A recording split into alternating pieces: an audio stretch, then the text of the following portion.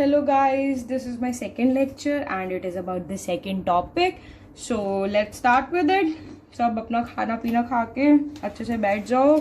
और ये बहुत ही हमारा इजी चैप्टर है, लेकिन ये हमारा थोड़ा प्रैक्टिकल वर्क को इंट्रोड्यूस करेगा, that is production possibility curve. So let me write the topic and tell you what we will study in this chapter. Let me give you some overview of this. So the name of this is our topic 2 and it is related to central problems of an economy. इसका मतलब ये है कि हम देखेंगे कि एक economy में क्या क्या प्रॉब्लम्स आती हैं, उनकी जो सेंट्रल प्रॉब्लम्स है, यानी कि उनकी मेन प्रॉब्लम्स क्या है. तो जो फर्स्ट टॉपिक हम इसमें पढ़ेंगे वो है कि क्या क्या प्रॉब्लम्स है, यही सेम चीज सेंट्रल प्रॉब्लम्स. देन जो सेकंड टॉपिक हम पढ़ेंगे दैट इज कि इनका सोल्यूशन क्या है, solution to the central problems. Then इसमें हम पढ़ेंगे कि डिफरेंट इकोनॉमीज में इसका क्या सोल्यूशन है. जैसे मैंने आपको लास्ट लेक्चर में पढ़ाया था कि 3 तरह की इकोनॉमीज होती हैं, दैट इज हमारी market economy, centrally planned economy and mixed economy. तो इन तीनों इकोनॉमीज में ये तीनों इकोनॉमी सेंट्रल प्रॉब्लम से कैसे डील करती. जो सेंट्रल प्रॉब्लम्स है वो तो सेम है सारी इकोनॉमी के लिए, लेकिन वो डील उनको अलग अलग तरीके से करते हैं. सो हम लोग सोल्यूशन पढ़ेंगे. उसके बाद जो हमारा लास्ट टॉपिक है और जो थोड़ा सा लेंदी टॉपिक है that is about the production possibility curve.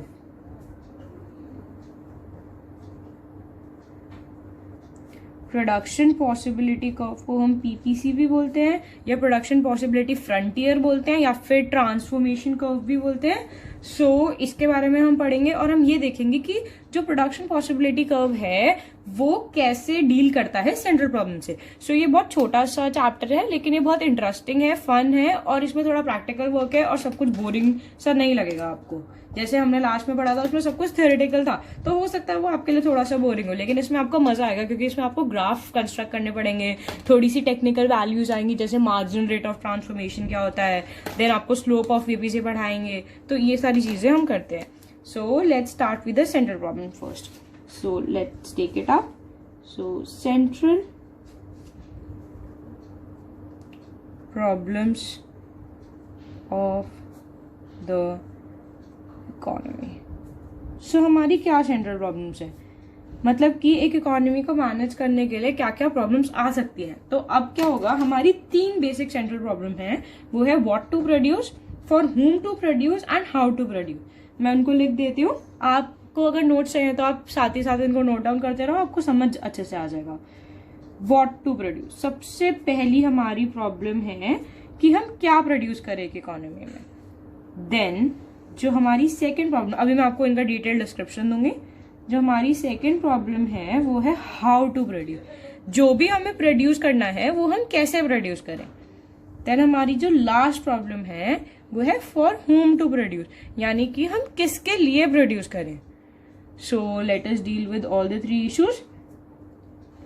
Let's start with what to produce. तो अब हम एक इकोनॉमी में क्या प्रोड्यूस करें. अब देखो, 2 तरह के गुड्स होते हैं. एक होते हैं आपके कैपिटल गुड्स, एक होते हैं आपके कंज्यूमर गुड्स. जो कैपिटल गुड्स होते हैं वो इंक्लूड करते हैं मशीनरी हो गया आपका, या फिर आपके इक्विपमेंट्स हो गए, जैसे आपके रोड बनाने की चीजें हो गई. तो कैपिटल गुड्स वो गुड्स होते हैं जो आगे फर्दर प्रोडक्शन में काम आते हैं. Let me give you an example of this. Capital goods का एग्जाम्पल हो गया, जैसे मान लो कि आपकी एक इंडस्ट्री है जो आइसक्रीम बनाने की मशीन बनाती है, जो आइसक्रीम नहीं बनाती है, जो आइसक्रीम बनाने की मशीन बनाती है, तो वो आपकी कैपिटल गुड्स प्रोड्यूस कर रही है. लेकिन अब जो आपकी आइसक्रीम इंडस्ट्री है, आपने उनसे एक मशीन खरीद ली और आपने सोचा आप अपनी आइसक्रीम इंडस्ट्री बनाओगे. तो अब जो आपकी आइसक्रीम इंडस्ट्री है वो एक आइसक्रीम बनाएगी, तो वो एक कंज्यूमर गुड बनाएगी. तो what is a consumer good. Consumer good वो गुड है कि जो प्रेजेंट कंजम्पशन के लिए काम आते हैं, और कैपिटल गुड्स वो है जो फर्दर प्रोडक्शन में हेल्प करते हैं. सो इनकी डिफाइन मैं आपको लिख दूंगी, नोट्स में से देख लेना. Capital goods are those goods that are used for future consumption and they are used to produce further further goods, and जो कंज्यूमर गुड्स है they are directly consumed, they are made for current consumption. तो ये होते हैं आपके consumer goods.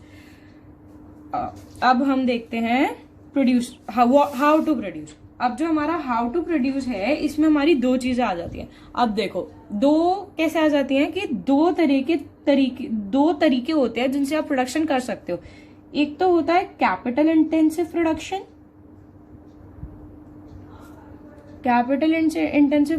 और एक होता है आपका लेबर इंटेंसिव प्रोडक्शन।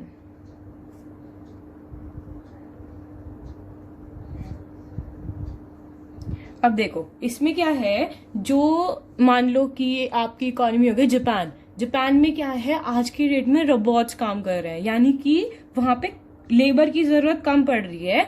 वहां पे जो लेबर है वो बेसिकली लेबर नहीं है, वो क्या करती है, वो कैपिटल गुड्स बनाती है, और जो कैपिटल गुड्स हैं वही आगे काम करते हैं। मान लो कि आपका एक हो गया कोरोगेशन का प्लांट हो गया, मान लो ठीक है, आपका कोरोगेशन का प्लांट है। उस कोरोगेशन के प्लांट में आपके पास दो ऑप्शन है, या तो आप ऑटो प्लांट लगा लो या आप मैनुअल प्लांट लगा लो। मैनुअल प्लांट लगाओगे तो आपकी लेबर ज्यादा लगेगी, आप ऑटो प्लांट लगाओगे तो आपकी लेबर कम लगेगी। तो ये जो आपका एग्जाम्पल हो गया, ये हो गया कैपिटल इंटेंसिव का, कि सब कुछ बस एक लेबर लगेगी जो उसके अंदर सामान डालेगी। तो ये आपकी ऑटो प्लांट हो गया, ये कैपिटल इंटेंसिव हो गया। जब आप मैनुअल प्लांट लगाओगे तो उसमें आपकी लेबर ज्यादा लगेगी। फॉर एग्जाम्पल चाइना ने क्या किया, चाइना का आपको जैसे एग्जाम्पल दूं तो चाइना में मोस्टली उन्होंने, China was a labour abundant country like India. India में भी लेबर ज्यादा है ना, आपने देखा ये यहाँ पे कैपिटल थोड़ी कम है और लेबर ज्यादा है, ऐसे ही चाइना में भी है। तो उन्होंने क्या किया, अपनी लेबर को यूज किया और अपनी पूरी इंडस्ट्री को लेबर इंटेंसिव करके बहुत सारे गुड्स बनाए जो उन्होंने एक्सपोर्ट किए। उससे क्या हुआ, चाइना की जीडीपी बढ़ गई। China is a labour intensive country. उसके बाद उन्होंने क्या किया, लेबर को यूज किया, दे यूज द लेबर, और उससे क्या किया, उन्होंने अपनी जीडीपी ग्रोथ की। ये जो होती है, जब हम लेबर को यूज करके कोई चीज प्रोड्यूस करते हैं तो उसको लेबर इंटेंसिव टेक्निक बोलते हैं, ये लेबर इंटेंसिव प्रोडक्शन टेक्निक। जब हम कैपिटल को यूज करके करते हैं, यानी कि हमने कंप्लीटली ऑटो प्लांट्स लगा रखे हैं, जैसे जापान है, सबसे best example capital intensive production का कंट्री का है जापान, और सबसे बेस्ट एग्जांपल लेबर इंटेंसिव का है चाइना। इंडिया भी लेबर इंटेंसिव कंट्री है, लेकिन कुछ फैक्ट्स ऐसे हैं, मैं डिटेल में नहीं जाऊंगी, लेकिन कुछ फैक्ट्स ऐसे हैं जो शो करते हैं कि though India is a labour intensive country yet it produces capital intensive goods more. ऐसा है, जब आप अगर कोई इकोनॉमिक्स फ्यूचर में पढ़ोगे या डीप में पढ़ोगे, इन डेप्थ स्टडी करोगे तो आपको समझ आएगा ऐसा क्यों है। तो अभी के लिए हम ये देख रहे हैं कि जो चाइना है वो लेबर इंटेंसिव है और जो कैपिटल इंटेंसिव है वो है जापान। अब हमारा क्वेश्चन आता है फॉर होम टू प्रोड्यूस। अब हमारे पास दो लोग हैं जिसके लिए हम प्रोडक्शन कर सकते हैं, that is either for rich और फॉर पुअर। अब देखो, जब हम रिच के लिए प्रोडक्शन करेंगे तो हमारा जो वो है, हमारा जीडीपी ग्रोथ तो होगा। जब हम रिच के लिए प्रोडक्शन करेंगे जीडीपी हमारा बहुत ज्यादा बढ़ेगा, जीडीपी ग्रोथ होगा। लेकिन जब हम पुअर के लिए प्रोडक्शन करेंगे तो हमारी सोशल इक्वालिटी ग्रोथ होगी, सोशल वेलफेयर ग्रोथ होगा। अब देखो ऐसा क्यों है, मान लो कि अगर हम उसके लिए रिच के लिए प्रोड्यूस कर रहे हैं तो हमारा क्या हो रहा है, हम लोग वही गुड्स प्रोड्यूस करेंगे जहां पे प्रॉफिट मार्जिन ज्यादा है। ऑब्वियसली बात है, हम यहाँ पे प्रॉफिट मार्जिन से देखेंगे क्योंकि जो रिच है वो तो पे कर सकता है ना। लेकिन अगर हम पुअर के लिए प्रोड्यूस करेंगे तो हम क्या देखेंगे कि एसेंशियल प्रोड्यूस करें, हम एसेंशियल कमोडिटीज प्रोड्यूस करें। तो यही हमारा जो है ये फर्क है कि हम किसके लिए प्रोड्यूस करें। जब भी हमको ये सेंट्रल प्रॉब्लम्स है, तीन प्रॉब्लम्स है, what to produce, how to produce, for home to produce. What to produce में दो चीजें हैं कि क्या प्रोड्यूस करें, हम कैपिटल गुड्स प्रोड्यूस करें जो फर्दर प्रोडक्शन में काम आएंगे, या कंज्यूमर गुड्स प्रोड्यूस करें जो करंट कंजम्पशन में काम आएंगे। फिर हम हाउ टू प्रोड्यूस, कैसे गुड्स प्रोड्यूस करें, हम पूरा का पूरा ऑटो प्लांट ले, पूरी की पूरी मशीनरी इक्विप करें या फिर हम लेबर इक्विप करें। जो ये प्रॉब्लम ऑफ चॉइस है ये डिपेंड करता है कि कंट्री में ज्यादा क्या अवेलेबल है। जैसे इंडिया में अगर कोई मशीनरी चाहिए, अगर मान लो हम एग्जांपल लेते हैं इंडिया का, ठीक है, इंडिया में अगर कोई मशीनरी चाहिए तो हमें उसको इंपोर्ट करना पड़ेगा। हमारे पास यहाँ पे बहुत लिमिटेड मशीनरी है, लेकिन अगर इंडिया में लेबर चाहिए तो हमें लेबर तो बहुत इजीली मिल जाएगी, क्योंकि इंडिया का आप देखते हो जो इंडिया की पॉपुलेशन है दैट इज अवेलेबल, इंडिया की पॉपुलेशन है वो 1.3 बिलियन है। ऐसे अभी this is not the revise stats, अभी कोरोना के बाद रिवाइज स्टैट्स आएंगे, आई एम श्योर थोड़ा बहुत तो चेंजेस, ये जो 3 का फैक्टर है इसमें जरूर चेंज आएगा, I am sure. 1.37 billion India की पॉपुलेशन है बिफोर कोरोना, तो हमारी जो लेबर है वो बहुत इजीली अवेलेबल हो गई ना, तो इसलिए इंडिया में लेबर से काम कराना और लेबर इंडस्ट्री सेटअप करना इजी है। वो लेबर जो है वो लो कॉस्ट पे मिल जाएगी, लेकिन अगर मशीनरी चाहिए वो हमें इंपोर्ट करनी पड़ेगी एंड देयरफॉर वो हाई कॉस्ट पे मिलेगी। सो that is what we are going to मतलब we are going to face a problem of choice in how to produce. Then it is for whom to produce. जब हम whom to produce करते हैं तो हम problem of choice कैसे face करते हैं? Problem of choice between GDP growth and social justice. यानी कि हम ये देखते हैं अगर हम रिच के लिए प्रोड्यूस करेंगे तो प्रोडक्शन अच्छा होगा, ज्यादा होगा, महंगा होगा, तो जीडीपी ग्रोथ होगी। लेकिन अब हम पुअर के लिए प्रोड्यूस करेंगे तो हम प्रॉफिट मार्जिन कम रखेंगे और सिर्फ एसेंशियल कॉमोडिटीज प्रोड्यूस करेंगे जो करंट कंजम्पशन में यूज होते हैं, मोस्टली करंट कंजम्पशन में यूज होती है, तो that will promote social justice. तो इधर हमारा आ गया प्रॉब्लम ऑफ चॉइस। अब जो ये व्हाट टू प्रोड्यूस का है ना क्वेश्चन, इसमें हमारा एक और पॉइंट है जो मैं आपको बताना जरा सा भूल सी गई। इसमें आता है हमारा इन व्हाट क्वांटिटी। अब हमने ये तो डिसाइड कर लिया कि हम कैपिटल गुड्स प्रोड्यूस कर रहे हैं, कंज्यूमर गुड्स प्रोड्यूस कर रहे हैं, लेकिन हमें ये भी देखना होता है कि हम कौन सी क्वांटिटी में प्रोड्यूस करें। मतलब इसमें हमारा जो प्रॉब्लम ऑफ चॉइस है वो ये है, देखो मैं आपको समझाती हूँ। अभी मैंने आपको फर्स्ट लेक्चर में पढ़ाया था कि रिसोर्सेज के 2 कैरेक्टरिस्टिक्स हैं। First, they are scarce and second, they have alternate uses. यही पढ़ाया था ना मैंने। अब देखो, मान लो कि रिसोर्सेज स्कार्स हैं और ऑल्टरनेट है। अभी हम ये मान लेते हैं कि हम फुली और एफिशिएंटली यूटिलाइज कर रहे हैं रिसोर्सेज को। तो अब मान लो कि इतना रिसोर्स का डब्बा है हमारे पास। ये जो रिसोर्स का डब्बा है इसको हमें सिर्फ 2 कामों के लिए लगाना है। एक तो कंज्यूमर गुड प्रोड्यूस करने के लिए, this is a, this is B. एक तो कंज्यूमर गुड प्रोड्यूस करने के लिए और एक कैपिटल गुड्स और कंज्यूमर गुड्स प्रोड्यूस करने के लिए। अब मान लो कि हमने कंज्यूमर गुड्स में लगाया, मान लो इस लेटेस्ट टेक 100 यूनिट है हमारे पास, ये जो हमारे रिसोर्सेज है वो 100 यूनिट है। हमने 50 यूनिट लगाए इधर और हमने 50 यूनिट लगाए कंज्यूमर गुड्स पे। अब मान लो हम चाहते हैं कि हमें कैपिटल गुड्स ज्यादा प्रोड्यूस करने क्योंकि हमारा उस पर प्रॉफिट ज्यादा आ रहा है, लेट अस अज्यूम दिस, ठीक है। तो अगर हमें इसको ज्यादा प्रोड्यूस करना है, हमने इसको 10 यूनिट से बढ़ा दिया तो हम 60 यूनिट के कैपिटल गुड्स प्रोड्यूस कर रहे हैं। अब हमने इसको 10 यूनिट से बढ़ाया है तो हम इस पे 50 तो नहीं लगा सकते क्योंकि इतने तो रिसोर्सेज ही नहीं है, तो 110 यूनिट के रिसोर्सेज हो गए। तो हमें कंज्यूमर गुड के रिसोर्सेज को 40 यूनिट करना पड़ेगा। तो अब देखो, जो हमने कैपिटल गुड बढ़ाया वो किस एक्सपेंस पे बढ़ाया? कंज्यूमर गुड के एक्सपेंस पे बढ़ाया। जब हमने कंज्यूमर गुड को कम किया तो ही हम कैपिटल गुड को इंक्रीज कर पाए। सो ये हमारा प्रॉब्लम ऑफ चॉइस आता है कि हम कौन सा गुड प्रोड्यूस करें इन दोनों में से और वो कितने क्वांटिटी में करें। तो ये डिपेंड करता है कि हमारे रिसोर्सेज किस तरीके से लग पा रहे हैं। इसमें हमारी एक बहुत ही इंपॉर्टेंट टर्म आती है जिसको हम बोलते हैं opportunity cost. Opportunity cost is referred to the value of the factor in its next best alternative use. I am sure you don't get it, but I will explain it to you when we do PPC. So अभी के लिए आप इसको भूल जाओ क्योंकि आपको अभी ये समझ नहीं आएगा। एक बार मैं कोशिश करती हूँ आपको समझाने की, अगर आपकी समझ आता है तो बहुत अच्छी बात है, वरना फिर मैं रिपीट तो करूंगी जब मैं PPC पढ़ाऊंगी। तो देखो, अपॉर्चुनिटी कॉस्ट क्या होता है? जब हमने कैपिटल गुड्स बढ़ाए 10 यूनिट से, तो उसके लिए हमने क्या सैक्रिफाइस किया? हमने उसके लिए सैक्रिफाइस किया 10 यूनिट के कंज्यूमर गुड। तो इधर इसके गेन के लिए जो ये लॉस हुआ ये हो जाती है हमारी अपॉर्चुनिटी कॉस्ट। कितनी अपॉर्चुनिटी कॉस्ट हुई? 10 यूनिट, क्योंकि हमने 10 यूनिट के कंज्यूमर गुड्स को कम किया 10 यूनिट कैपिटल गुड्स बढ़ाने के लिए। फॉर एग्जाम्पल मैं आपको बताऊं, अगर आपको एक जॉब मिल रही है 10,000 रुपए की, एक जॉब मिल रही है 5,000 रुपए की और एक जॉब मिल रही है 2,000 रुपए की। These are the jobs available in the market. अब आप कौन सी जॉब लोगे? ऑब्वियसली सब हम लोग अज्यूम करेंगे कि सबके कैरेक्टरिस्टिक सेम है, सब में अच्छे लोग हैं, आपका प्रोफाइल सेम है, सब कुछ सेम है, तो आप कौन सी लोगे? यही वाली लोगे ना, क्योंकि इसमें 10,000 रुपए मिल रहे हैं आपको। तो इसकी अपॉर्चुनिटी कॉस्ट क्या हो गई?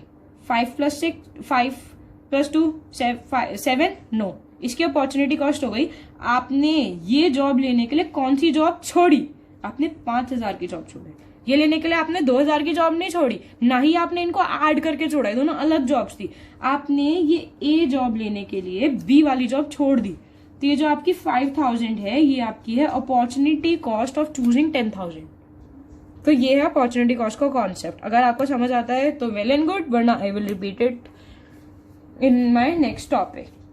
तो ये तो हमारी सेंट्रल प्रॉब्लम्स हो गई इकोनॉमी की, और let's now move to the solutions. अभी मैं आपको इन सबके डिफाइन भी दे दूंगी नोट्स में। देन आपके आ गए सेकेंड टॉपिक है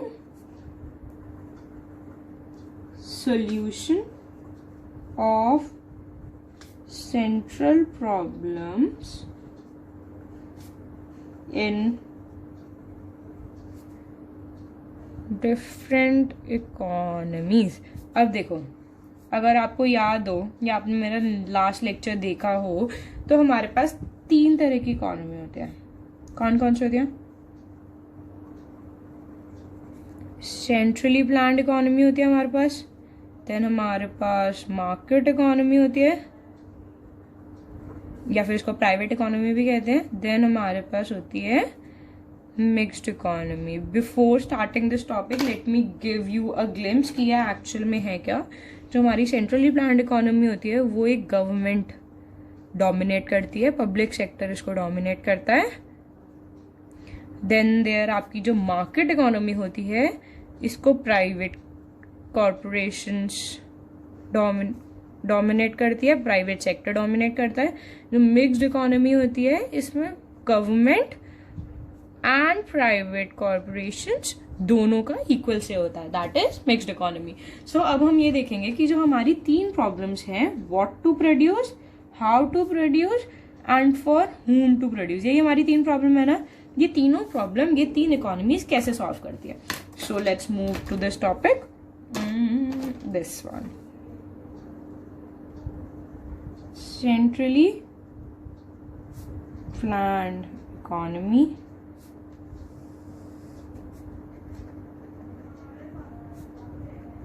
market economy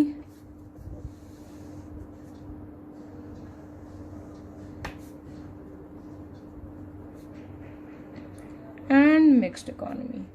सो अब देखो सेंट्रली प्लान, अब मैं यहाँ पे थोड़ी सी प्रॉब्लम्स लिख देती हूँ एक बार।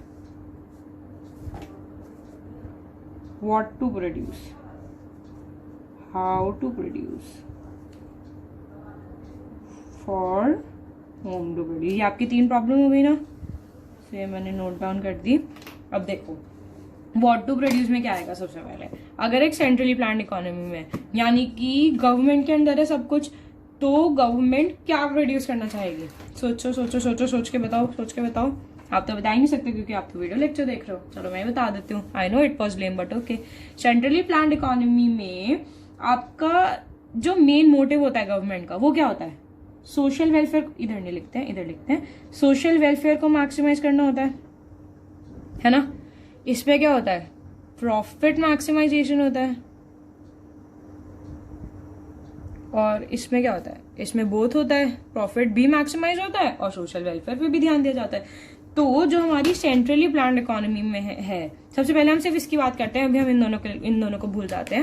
लेट मी कीप इट ऐसे। अब जो सेंट्रली प्लान्ड इकोनॉमी है उसमें हम क्या प्रोड्यूस करेंगे? जो गवर्नमेंट है वो क्या प्रोड्यूस करेगी, क्योंकि गवर्नमेंट मेजर डिसीजन मेकर होती है ना इसमें, तो वो क्या प्रोड्यूस करेगी? ऑब्वियसली बात है वो गुड्स प्रोड्यूस करेगी जिससे सोशल वेलफेयर मैक्सिमाइज हो। अब हमने इससे पहले वाले टॉपिक में क्या पढ़ा था? सोशल वेलफेयर है वो किससे मैक्सिमाइज होता है? कैपिटल गुड्स से या कंज्यूमर गुड्स से? जल्दी जल्दी जल्दी जल्दी जल्दी देखो, जो सोशल वेलफेयर है वो हमारा मोस्टली कंज्यूमर गुड्स से मैक्सिमाइज होता है। तो जो ये सेंट्रली प्लान्ड इकोनॉमी में है वो गुड्स प्रोड्यूस करेगी। It will produce the goods which are most useful for the society। जैसे सबसे पहले जो है वो प्रोड्यूस करेगी दाल, फार्मिंग एक्टिविटीज, दाल आपका हो गई, सब्जियां, आपके मसाले, आपकी बेसिक क्लोथिंग, आपकी शेल्टर, ये सब चीजें जो हैं इन पे ज्यादा ध्यान दिया जाएगा क्योंकि इससे सोशल वेलफेयर मैक्सिमाइज होता है और इससे जो गरीब लोग हैं उनको ज्यादा दिक्कत नहीं आती। Then there is how to produce. अब वो कैसे प्रोड्यूस करेगी? तो जो गवर्नमेंट है उसका तो काम सिर्फ एक ही है कि सोशल वेलफेयर मैक्सिमाइज हो जाए। तो सोशल वेलफेयर मैक्सिमाइज करने के लिए वो सोशली डिजायरेबल टेक्निक यूज करेगी. It will use a socially desirable technique.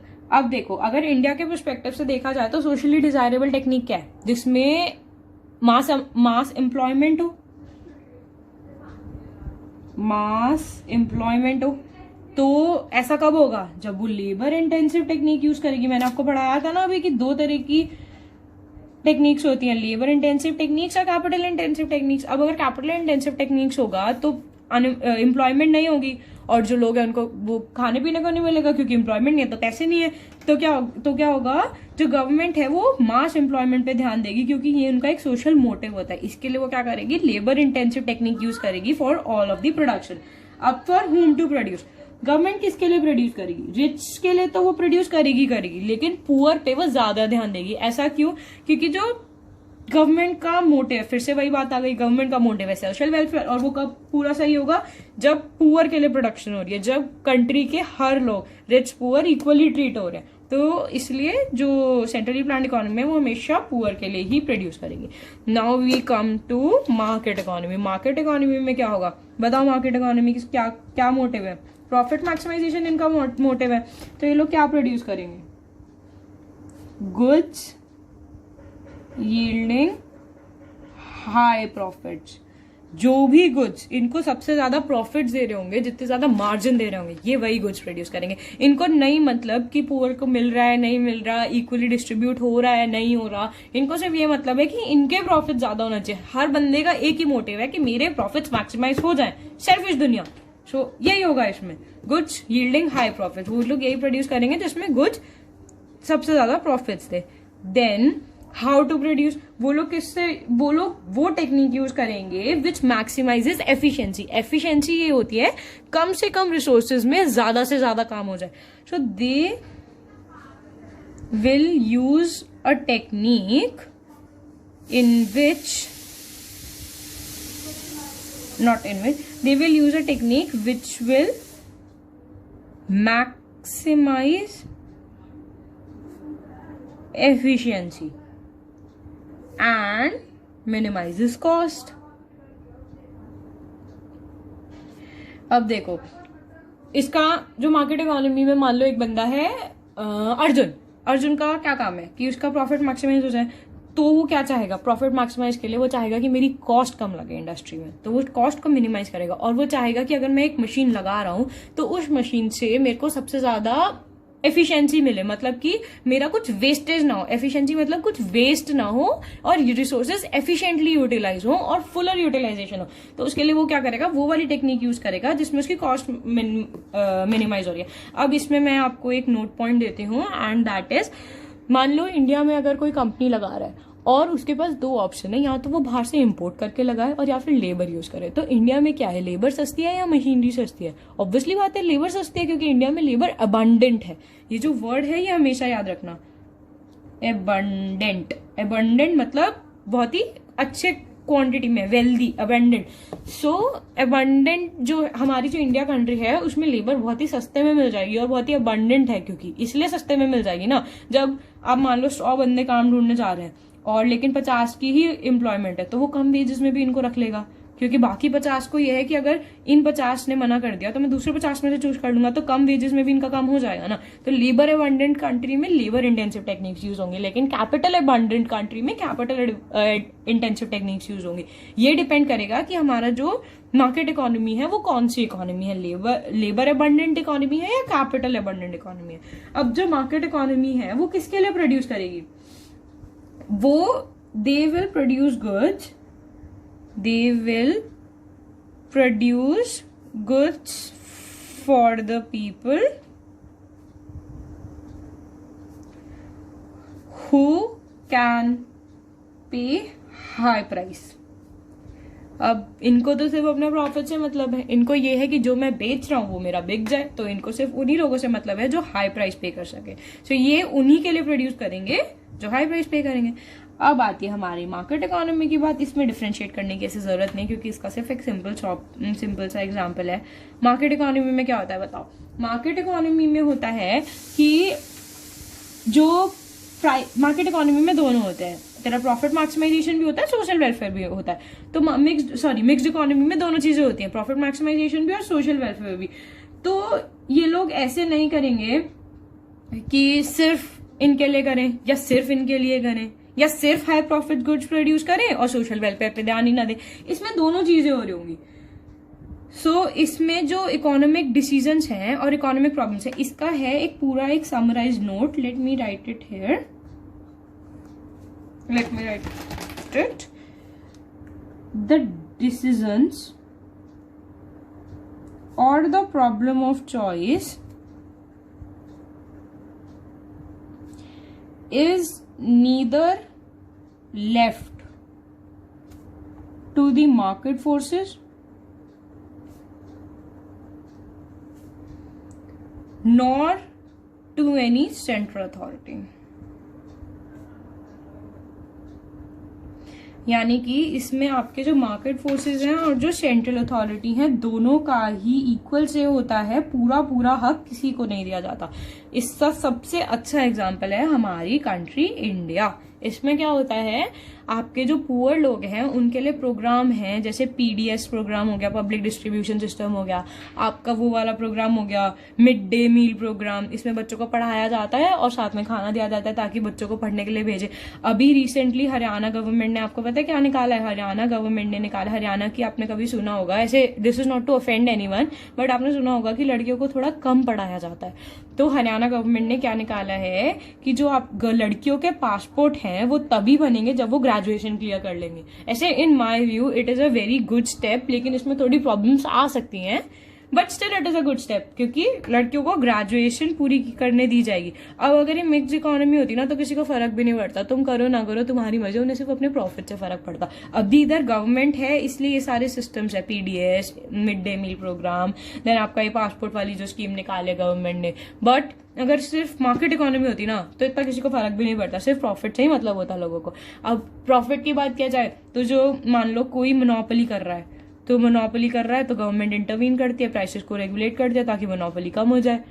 और हम मान लो किसी को राशन नहीं मिल पा रहा, सोशल वेलफेयर नहीं हो पा रहा क्योंकि लोग बहुत महंगा बेच रहे हैं, तो राशन शॉप्स हैं। अब जैसे कोरोना टाइम हुआ था तो जब बंद कर दिया था, सब कुछ लॉकडाउन हो गया था हमारी कंट्री में, तो जो रिच थे या इवन मिडिल क्लास थे उन्होंने भी अफोर्ड कर लिया अपना घर पे बैठ के खाना, लेकिन जो पुअर लोग थे उन्होंने नहीं किया। तो उनके लिए गवर्नमेंट ने क्या किया, देखा ना आपने, उन्होंने कितना खाना खिलाया, उन्हें बिस्किट्स बांटे, उन्हें रोटियां दी। सो दैट इज, उन्होंने सोशल वेलफेयर का भी ध्यान रखा और प्राइवेट मोटिव का तो ध्यान होता ही होता है, क्योंकि जो मिडिल मैन है, रिच है, वो अपना प्रॉफिट्स तो देखता ही देखता है। So this was all about the solutions to the central problem. अब हमारा एक सबसे इम्पॉर्टेंट टॉपिक जो मैं अब आपके सामने रखना चाहूंगी, चलिए शुरू करते हैं ये खेल। इसको समझने के लिए आपको अपने दिमाग की बत्ती एकदम जला के रखनी पड़ेगी। This is about, sorry, production possibility curve. What is a production possibility curve? सबसे पहली चीज आती है इसकी डिफाइन। मैं सोच रही हूँ आपको डिफाइन ना बता के इसके बारे में पहले थोड़ा समझाऊं ताकि आप डिफाइन खुद से लिख सको, या फिर मैं आपको पहले डिफाइन बताऊं और फिर समझाऊं। चलो ऐसे ही कर लेते हैं। सबसे पहले प्रोडक्शन पॉसिबिलिटी कर्व के और नाम लिख देते हैं। This is a production possibility frontier. Please don't use this notation in exam, आपको मार्क्स नहीं मिलेंगे। मैं तो आपको पढ़ा रही हूँ और आपके टाइम बचे इसलिए लिख सकती हूँ। या फिर it is also known as transform. इसको पूरा लिखना एग्जाम में, मेरा ये मतलब था, जिनको समझ नहीं आया मैंने क्या बोला। तो this is a transformation curve. अब जो प्रोडक्शन पॉसिबिलिटी कर्व है उसकी हम लिख देते हैं डिफाइन, ताकि आपको समझ आए कि ये है क्या। ये बहुत ही इंटरेस्टिंग कॉन्सेप्ट है, ट्रस्ट में बहुत मजा आएगा इसको पढ़ने में। प्रोडक्शन पॉसिबिलिटी कर्व, सबसे पहले इट इज अ कर्व, ये तो नाम से ही दिख रहा है। It is a curve. Production से क्या दिख रहा है कि प्रोडक्शन हो रही है, कर्व से क्या दिख रहा है कि वो एक कर्व बनेगी, चाहे ऐसे बने, चाहे कैसे भी बने। सो ऐसे ऐसे ऐसे, this is a curve.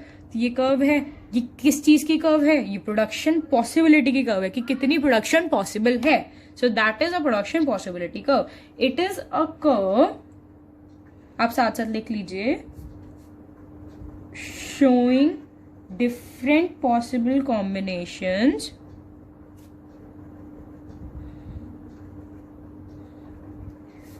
of two goods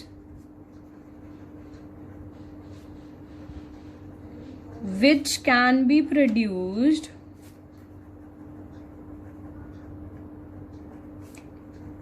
with the available resources. क्या इससे दिमाग की घंटी चली किसी के? अभी मैंने अपॉर्चुनिटी कॉस्ट पढ़ाया था, उसमें कुछ ऐसा ही नहीं पढ़ाया था मैंने कि अवेलेबल रिसोर्सेज से कितना प्रोड्यूस कर सकते हैं. एक डब्बा बनाया था, इफ यू रिमेम्बर. ये देखो, ये पढ़ाया था मैंने कि एक डब्बे में रिसोर्सेज हैं, इससे हमें 2 चीजें प्रोड्यूस करनी है. ये भी तो यही बोल रहा है. It is a curve showing different possible combinations of 2 goods which can be produced with the available resources. अब जब हम प्रोडक्शन पॉसिबिलिटी कर्व बनाएंगे तो हम 3 अजम्पशंस लेंगे. अभी आपको सब क्लियर हो जाएगा कि मैं क्या लिख रही हूँ, क्यों लिख रही हूँ, क्यों ऐसा होता है. जो हमारी अजम्पशन होगी फर्स्ट, वो होगी रिसोर्सेज आर गिवन. यानी कि एक सर्टेन अमाउंट ऑफ रिसोर्सेज है, उसी से काम हो सकता है. जैसे मैंने बॉक्स बनाया था ना, सिर्फ उतने ही रिसोर्सेज हैं जिनसे काम हो सकता है. Then second is resources are fully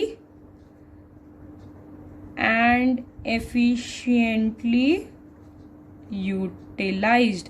यानी कि हम रिसोर्सेज को एकदम एंड तक यूज कर रहे हैं. हम ऐसा नहीं है कि कुछ रिसोर्सेज बचे हुए हैं या यूज नहीं कर पा रहे, वेस्ट हो रहे हैं. हम रिसोर्सेज को एकदम एंड तक यूज कर रहे हैं. देन हमारी जो थर्ड है वो है टेक्नोलॉजी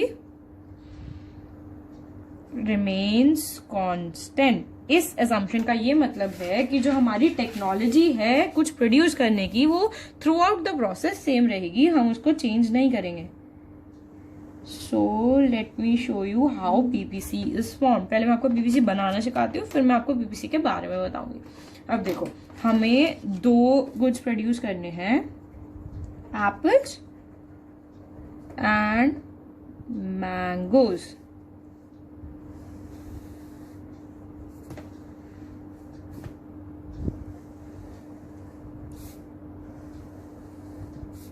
अब देखो, ये हमारा बनेगा ग्राफ.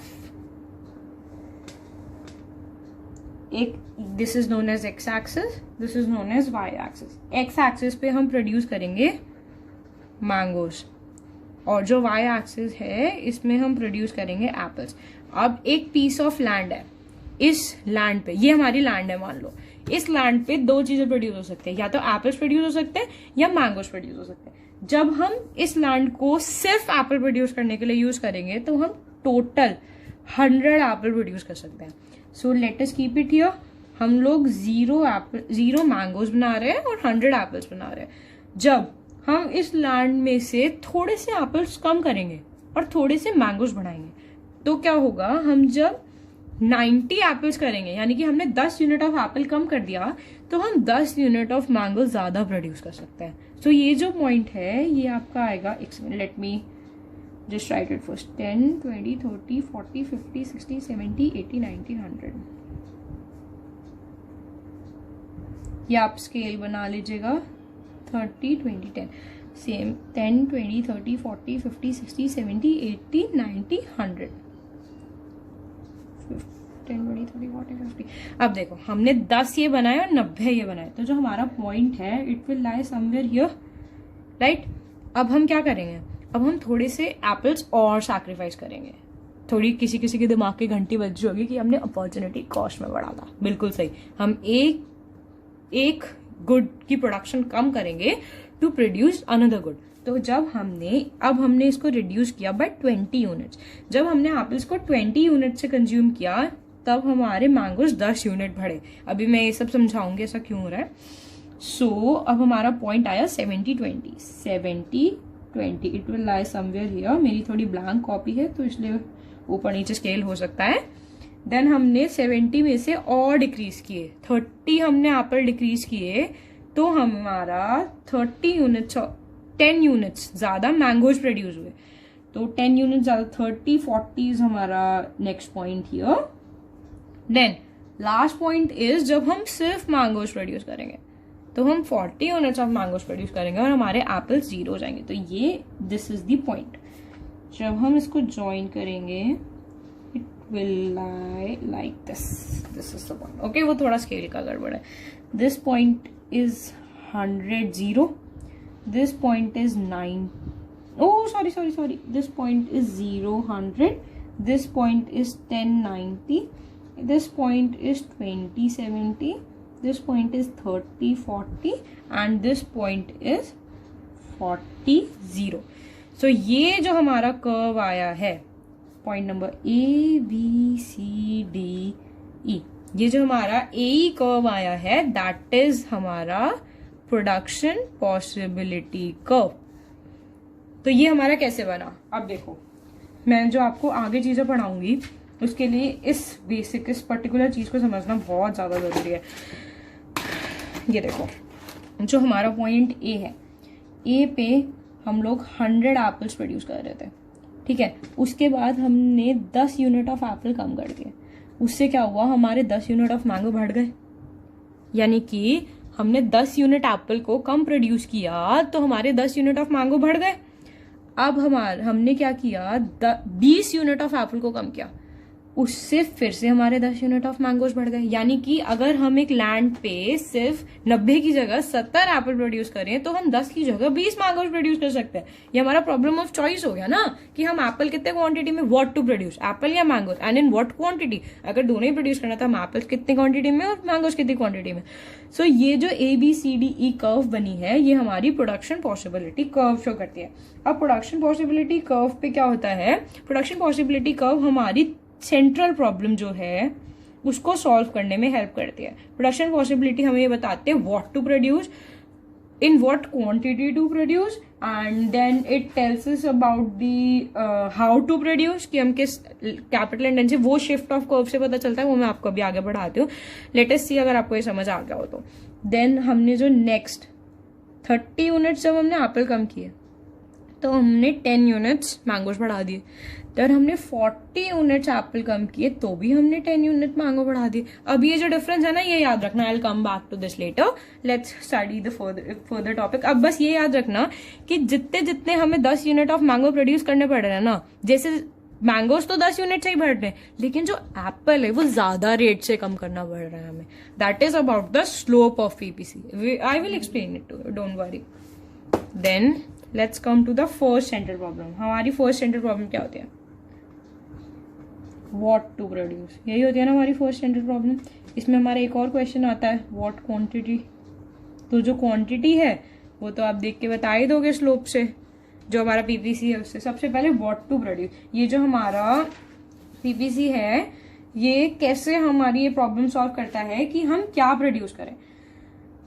सो लेट मी सी, देखो व्हाट टू प्रोड्यूस में क्या होगा, ये हमारा एक PPC कर्व है, ये हमारी ये तो हमारी XY एक्सिस है, ये हमारा PPC कर्व है। अब हम दो गुड्स प्रोड्यूस कर रहे हैं, एक है हमारा good X, that is good X, and that is good Y। अब हमें ये देखना है कि हमें क्या प्रोड्यूस करने में फायदा है, हमें गुड X प्रोड्यूस करने में फायदा है या फिर गुड Y प्रोड्यूस करने में फायदा है। एक सेकेंड, एक काम करते हैं, पहले जो मैंने आपको PPC पढ़ाया था ना उससे हम तीनों अजम्पशन भी डिफाइन कर देते हैं। Let me do it here only. मेरी पहली अजम्पशन क्या थी कि रिसोर्सेज आर गिवन। इसमें क्या है, मतलब कि अगर हमारे रिसोर्सेज कंटिन्यूसली गिवन है, हम लोग ये नहीं दे सकते कि हमें X प्रोड्यूस करना है। मान लो हमारे पास वही 100 यूनिट्स थे, तो ये नहीं है कि जब हम Y से X पे शिफ्ट हो रहे हैं तो हम जो हमारे रिसोर्सेज हैं उनको बढ़ा सकते हैं। नो, हमें हमेशा 100 यूनिट, जैसे मैंने आपको इधर एग्जांपल दिया था, हमारे पास टोटल रिसोर्सेज थे, उससे हम 100 एप्पल्स प्रोड्यूस कर सकते थे, लेकिन उन सेम रिसोर्सेज से हम सिर्फ 40 मैंगोज प्रोड्यूस कर सकते थे। ऐसा क्यों हो रहा है, क्योंकि जब जो रिसोर्सेज है वो एक चीज की प्रोडक्शन में स्पेशलाइज कर जाते हैं तो उनको शिफ्ट करना अ बिट डिफिकल्ट हो जाता है। तो लेकिन आपने देखा कि हमने रिसोर्सेज को कांस्टेंट रखा, हमने इसको कम किया तो इसको बढ़ाया, हमारे रिसोर्सेज हमने गिवन रखे कि मार्केट ने हमें हमेशा हमारे रिसोर्सेज दिए हुए हैं। देन हमने नेक्स्ट लिया था कि they are fully and efficiently utilize, fully and efficiently utilized. इसमें हमारा क्या हुआ था, देखो जब हम रिसोर्सेज को फुली और एफिशिएंटली यूटिलाइज कर लेंगे ना, तो जो हमारे पॉइंट्स हैं वो इस ए बी कर्व के ऊपर आएंगे। दिस, ये जैसे इस वाले फिगर में पॉइंट्स थे, point number A, point number B, C, ये B C D then E, ये सारे हमारे तब पॉइंट्स आएंगे जब हम रिसोर्सेज को फुली और एफिशिएंटली यूज कर लेंगे। लेकिन अब अगर मान लो कि हमने रिसोर्सेज को फुली और एफिशिएंटली यूज नहीं किया, तो जो हमारे पॉइंट्स आएंगे वो यहां आएंगे। इसको हम बोलते हैं अंडर यूटिलाइजेशन ऑफ रिसोर्सेज। यानी कि अभी जो हमारे रिसोर्सेज हैं वो खाली पड़े हैं, अगर हम और रिसोर्सेज यूज करें तो हम इधर पहुंच सकते हैं। तो ऑब्वियस ही बात है ना, आप यहाँ पे देखो, यहाँ पे सिर्फ इतनी प्रोडक्शन हो रही है, लेकिन अगर हम रिसोर्सेज को फुली एंड एफिशिएंटली यूटिलाइज करें तो हम बी की प्रोडक्शन को इतना बढ़ा सकते हैं, या फिर अगर ए के टर्म्स में करें तो हम ए की प्रोडक्शन को यहाँ से यहाँ बढ़ा सकते हैं। तो यानी कि this is the under utilization of resources. अब देखो, मान लो कि आप सोचोगे कि कोई भी जो पॉइंट है वो यहाँ क्यों नहीं आ सकता, ये जो ये वाला पॉइंट है इसको बोलते हैं हम अनअटेनेबल कॉम्बिनेशंस। यानी कि जब हमारे पास रिसोर्सेज ही इतने हैं कि हम सिर्फ इस कर्व तक प्रोड्यूस कर सकते हैं, तो हम यहाँ कैसे प्रोड्यूस कर लेंगे? इट्स नॉट इवन पॉसिबल ना कि हम लोग यहाँ पर प्रोड्यूस कर सके। ये जो है इनको बोलते हैं हम अनअटेनेबल कॉम्बिनेशन। लेकिन जो पॉइंट्स होते हैं ये वाले, जो इस कर्व पर पॉइंट्स होते हैं और जो अंदर पॉइंट्स होते हैं, दे आर अटेनेबल। अटेनेबल मतलब अचीवेबल। हम ऑब्वियसली अगर कम प्रोड्यूस करें तो हम इस पॉइंट पे रहेंगे, हम पूरा पोटेंशियल तक प्रोड्यूस करें जितना कर सकते हैं तो इस पे रहेंगे, लेकिन हम इस पे तो आ ही नहीं सकते कभी। तो these are unattainable and these both are attainable combinations. So ये तो हमारी हो गई पीपीसी के assumptions की बात। जो हमारी थर्ड पॉइंट थी, that was about technology is constant. अब अगर टेक्नोलॉजी कांस्टेंट है, मान लो हमने टेक्नोलॉजी बढ़ा दी, तो क्या होगा? हम ज्यादा टेक्नोलॉजी से दोनों को ज्यादा प्रोड्यूस कर सकते हैं। तो हमारी जो पीपीसी है that will shift to A dash B dash. तो इसलिए जब भी हम एक पीपीसी ड्रॉ करते हैं तो ये सारी चीजें को कांस्टेंट लेते हैं। ये जो अगर इन चीजों में चेंज आया तो हमारी जो पीपीसी है वो शिफ्ट हो जाएगी। Let me explain you in other way. देखो, अगर हमें गुड वाई से, जो हमारा गुड वाई है, अगर हमें उससे गुड एक्स पे शिफ्ट होना है, यानी कि हमें व्हाट टू प्रोड्यूस का आंसर करना है कि हम गुड वाई करें या गुड वाई एक्स करें, तो हम पीपीसी के सिर्फ एक पॉइंट से दूसरे पॉइंट तक आएंगे, क्योंकि ना हम रिसोर्सेज को बढ़ा रहे हैं, ना हम टेक्नोलॉजी को बढ़ा रहे हैं, ना हमारा पॉइंट बी ऑल्टर हो रहा है, ना हमारा पॉइंट सी ऑल्टर हो रहा है। यानी कि हम एक पॉइंट से दूसरे पॉइंट पर आ जाएंगे। इसको हम सी डी ले लेते हैं, सी से हम डी पे आ जाएंगे। लेकिन मान लो हम इन तीनों पॉइंट्स में से कोई भी पॉइंट को ऑल्टर कर रहे हैं, यानी कि या तो हम रिसोर्सेज बढ़ा रहे हैं, अपने रिसोर्सेज को बढ़ा रहे हैं, या फिर हम टेक्नोलॉजी को बढ़ा रहे हैं, तो क्या होगा? हमारा जो पीपीसी है वो शिफ्ट कर जाएगा, यानी कि वो ए बी से ए डैश बी डैश पे चला जाएगा। सो दैट इज, हम ऐसे इसको आंसर करते हैं कि हम क्या प्रोड्यूस करें। ये हमारा जो क्या का क्वेश्चन है ना, ये पीपीसी आंसर करता है by telling us all the combination. कि अगर जैसे इस वाले पे इन्होंने बताया था कि अगर हम 90 यूनिट्स ऑफ एप्पल प्रोड्यूस करेंगे तो हम सिर्फ 10 यूनिट्स ऑफ मैंगोज प्रोड्यूस कर सकते हैं। अब जो प्रॉब्लम ऑफ चॉइस है वो आंसर करेगा प्रोडक्शन मैनेजर। जो प्रोडक्शन कर रहा है वो ये देखेगा कि एप्पल्स की प्राइस ज्यादा है, मैंगोज की प्राइस ज्यादा है, या फिर डिमांड देखेगा कि मार्केट में एप्पल ज्यादा मांगे जा रहे हैं, डिमांड ज्यादा मांगे जा रहे हैं। तो उसके हिसाब से वो देखेगा कि मुझे इनमें से किस पॉइंट पे प्रोडक्शन करनी है। आया समझ कि व्हाट टू प्रोड्यूस और in what quantity to produce. ये आंसर हो गया है यहाँ पे। एक बार वापस देख लेना वीडियो को, थोड़ा स्लो करके देख लेना। कुछ ना समझ आए तो मुझे कमेंट्स में बता देना, मैं वापस आपको किसी और मेथड से समझाने की कोशिश करूंगी। तो ये हमारा एक टॉपिक था। अब इसी में मैं आपको एक लास्ट चीज बताना चाहूंगी। इसी क्वेश्चन में I will draw new PPC, उसका तो मैंने कचरा कर दिया है। जो हमारा पीपीसी था दैट वाज ए बी, ये कभी भी एक्सेस मार्क करना मत भूलना, पॉइंट्स लेना। अब देखो मैंने आपको एक बहुत ही सिंपल सी और अच्छी सी चीज़ पढ़ाई थी कि ये, मैं आपको इस पूरे पीपीसी को यहाँ पे अच्छे से बता देती हूँ ताकि आप लिख सको। ये अनअटेनेबल कॉम्बिनेशन जो कि अचीव हो ही नहीं सकता, देन जो यहाँ होता है और जो अंदर होता है, they are the attainable combination. Then आपके आ जाते हैं एक्चुअल आउटपुट और potential output, actual output and potential output. ये जो है इस वाले, सिर्फ इस वाले पॉइंट को हम अंडर यूटिलाइजेशन भी बोलते हैं, ठीक है। अब एक्चुअल आउटपुट क्या होता है, मान लो मैं आपको इस वाले एग्जांपल से समझाऊं।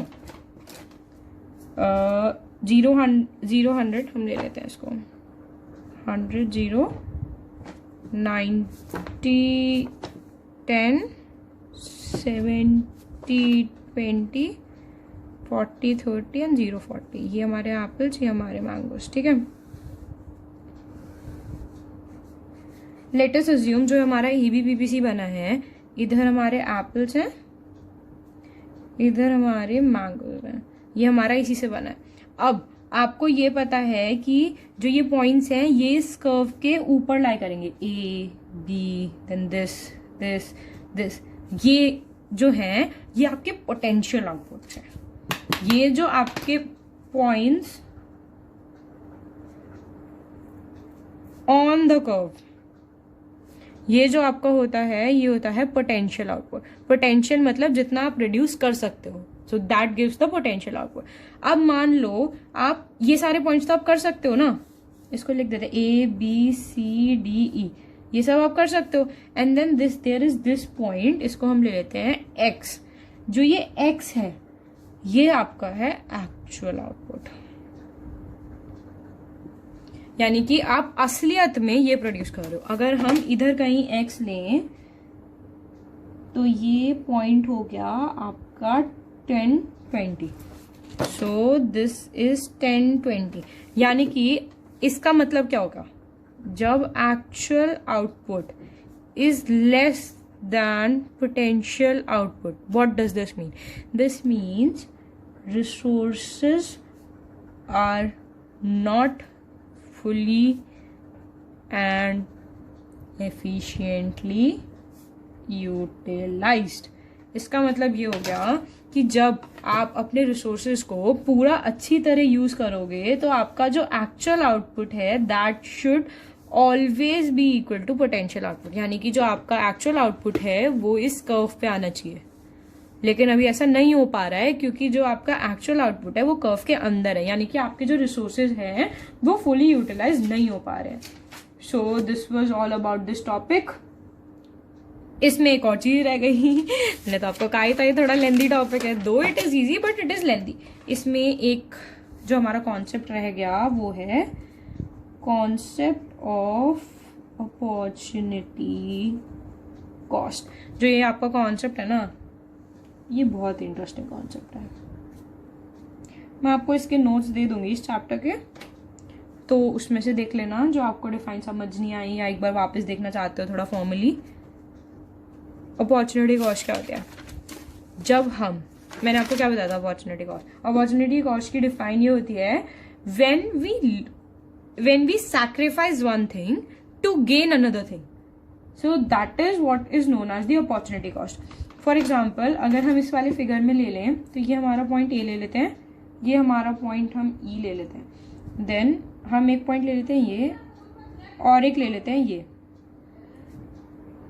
तो ये हमारे दो पॉइंट्स हो गए। इनको हम लेबल कर देते हैं A and C and this is B, और this point is K1 L L1।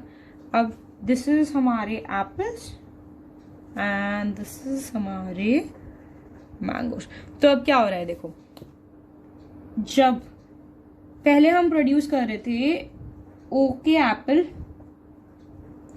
and OL mangoes at point A.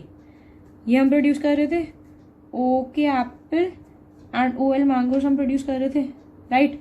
अब क्या हुआ हमारे साथ, हमें रियलाइज हुआ कि हमें मैंगो ज़्यादा प्रोड्यूस करने चाहिए, तो हमने क्या किया, हमने एप्पल्स को कम कर दिया, हम OK1 एप्पल प्रोड्यूस करने लगे और OL1 मैंगोज प्रोड्यूस करने लगे। That happened at point B. ये देखो OK1 एंड OL1 प्रोड्यूस करने लगे हम, ये आपका हुआ पॉइंट सी पे, sorry I am so sorry, this is at point सी।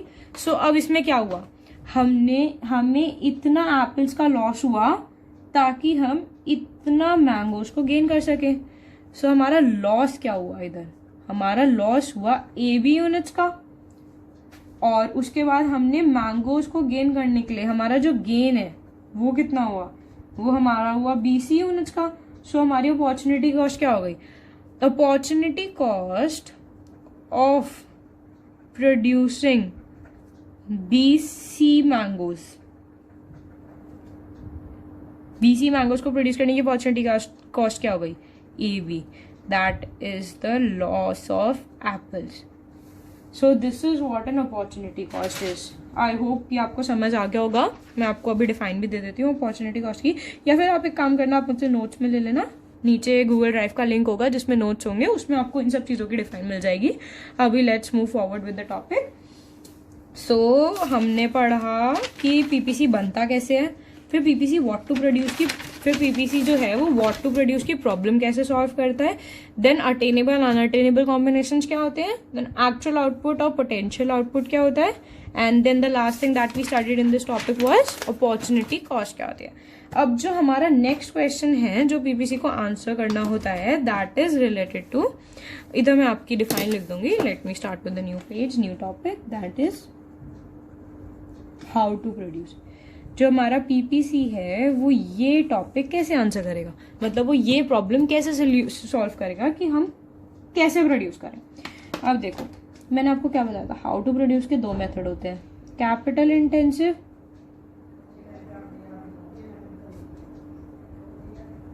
और लेबर इंटेंसिव, हमारे दो मेथड होते हैं। तो दिस इज हमारी PPC curve AB and this is हमारी XOY, हमारी XY एक्सिस है। अब देखो जब हम नॉर्मल, हमारी लेबर इंटेंसिव, या फिर हम इसको कह सकते हैं मॉडर्न और कन्वेंशनल, मॉडर्न टेक्निक्स और कन्वेंशनल टेक्निक्स, जब हम हमारी कन्वेंशनल टेक्निक्स यूज करेंगे, कन्वेंशनल टेक्निक्स जब हम यूज करेंगे तो हमारी PPC बनेगी AB। लेकिन जब हम मॉडर्न टेक्निक पे यूज हो जाएंगे तो आपने देखा हमारी थर्ड असम्पशन ऑल्टर हो गई, ये टेक्नोलॉजी रिमेन्स कांस्टेंट, वो हमारी ऑल्टर हो गई, तो हम A', B' पे मूव कर जाएंगे। तो ये कब हुआ, जब हमने मॉडर्न टेक्निक यूज की। सो अब ये प्रोड्यूसर की प्रॉब्लम ऑफ चॉइस है कि वो अपना PPC कहाँ पे चाहता है, A', B' पे चाहता है या AB पे चाहता है। तो यही हमारी, बस इस टॉपिक में इतना ही है, हाउ टू प्रोड्यूस।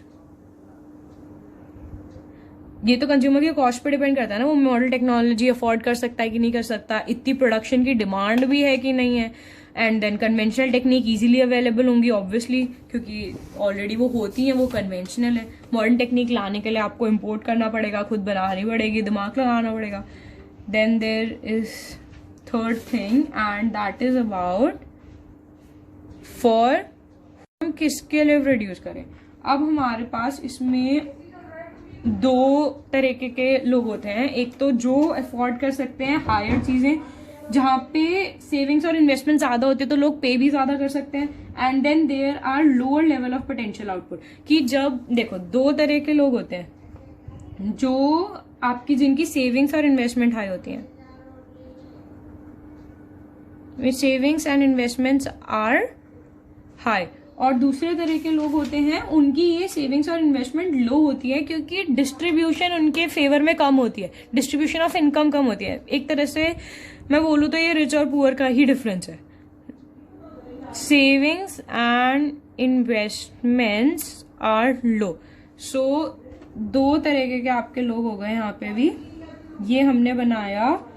अब देखो, जिनकी सेविंग्स और इन्वेस्टमेंट कम है तो ऑब्वियसली बात है वो लोग कम इन्वेस्ट करेंगे गुड्स पे, वो लोग कम खाएंगे, कम अपना देख के चलेंगे कि ताकि उनके खर्चे निकल आए।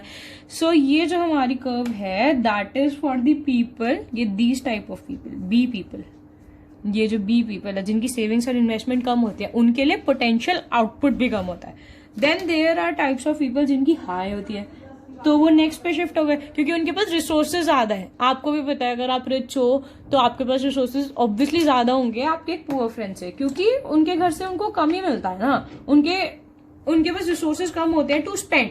अगर रिसोर्सेज कम होंगे तो वो लोग देख के खर्च करेंगे कहाँ खर्च करना है कहाँ नहीं करना।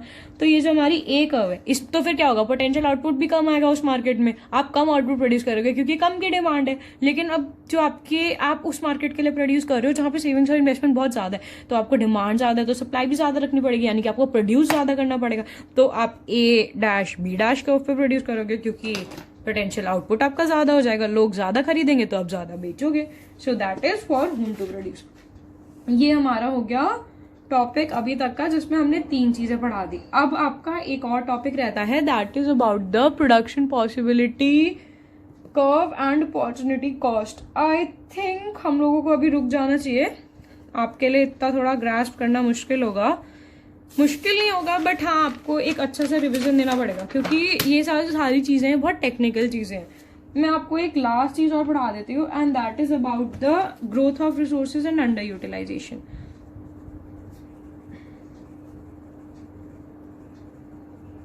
Under utilization of resources. Under utilization resources में क्या होता है, देखो अंडर यूटिलाइजेशन में होता है जब आप फुली और एफिशिएंटली यूटिलाइज नहीं कर पाते। मैंने ये सारी चीजें आपको पढ़ा दी हैं, बट सिंस मेरे को लगता है एक और बार आपको ग्लिम्स दे देना चाहिए।